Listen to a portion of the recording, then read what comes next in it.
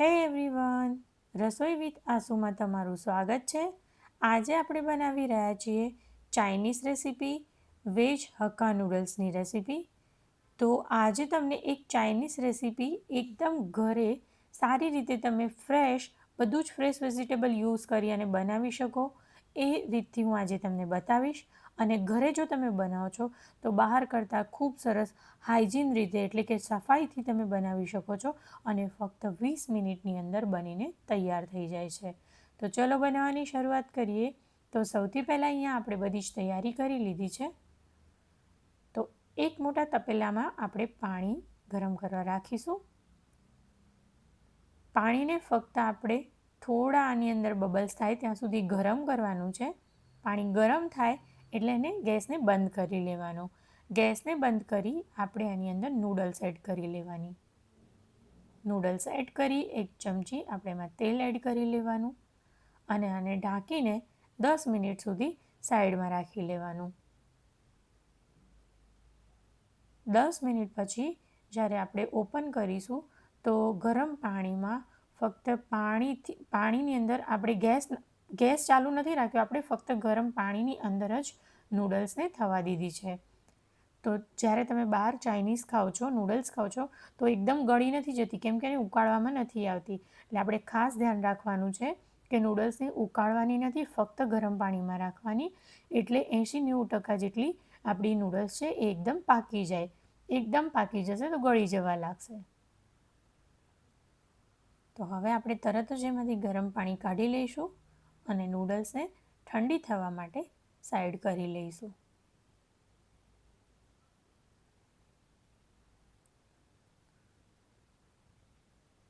તો હવે નૂડલ્સ ઠંડી થાય ત્યાં સુધી આપણે વેજીટેબલનો વઘાર કરી લઈશું। તો અહીંયા મેં ચાઇનીઝ બનાવવા માટે વોક લીધું છે। એની અંદર આપણે તેલ એડ કરીશું। તેલ ગરમ થાય એટલે આપણે એમાં આદું અને લસણની પેસ્ટ એડ કરવાની છે। અને આદું લસણની પેસ્ટ પણ મેં ઘરે જ બનાવી છે।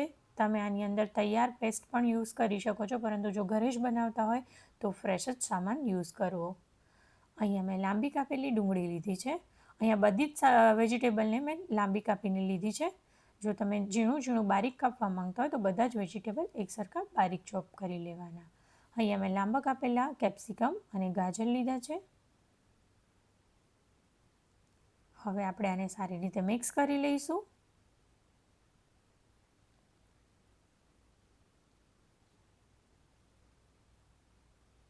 હવે આની અંદર કોબીજ એડ કરવાની છે, એક વાટકી જેટલી। હવે આ બધા જ વેજીટેબલને મિક્સ કરી આપણે નૂડલ્સની જેમ આને પણ 80% જેટલું જ કૂક કરવાનું છે। ત્યાં સુધી જ આપણે એને પકાવવાનું છે કેમ કે એટલું જ પાકશે તો જ ખાવામાં એકદમ ક્રન્ચી લાગશે। હવે મેં અહીંયા નૂડલ્સનો મસાલો લીધો છે, ચિંગ્સનો મસાલો યુઝ કર્યો છે। અહીંયા મેં 1 ચમચી વ્હાઈટ વિનેગર, 1 ચમચી સોયા સોસ, 1 ચમચી રેડ ચીલી સોસ અને 1 ચમચી ટમાટર કેચઅપ લીધો છે।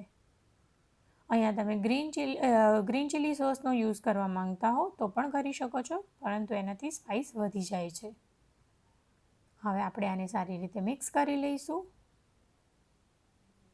જો તમને આમાં જરૂરત લાગે તો તમારે 1 ચપટી જેટલું મીઠું એડ કરવાનું। ટેસ્ટ કર્યા બાદ મીઠું એડ કરવું। હવે આપણે આમાં ઠંડી પડેલી નૂડલ્સને એડ કરી લઈશું અને સારી રીતે મિક્સ કરી લઈશું। હવે નૂડલ્સ આપણે અંદર એડ કરીએ એટલે નૂડલ્સ પણ ગરમ થઈ ધીરે ધીરે એ પણ સોફ્ટ થવા લાગે છે।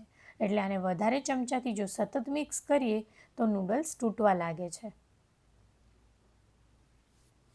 તો હવે આપણે એને આ રીતથી મિક્સ નહીં કરી, હું બતાવું એ રીતથી મિક્સ કરવાની છે। તો 2 આપણે કાંટાવાળી ચમચી લીધી છે, એની મદદથી આ રીતે મિક્સ કરીશું તો નૂડલ્સ જરાય તૂટશે નહીં અને ખૂબ સારી રીતે મિક્સ પણ થઈ જશે।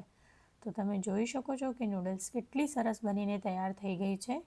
એકદમ સફાઈથી, સ્વચ્છતાથી તમારા ટેસ્ટ પ્રમાણે તમે ઘરે એટલી સરસ નૂડલ્સ બનાવી શકો છો।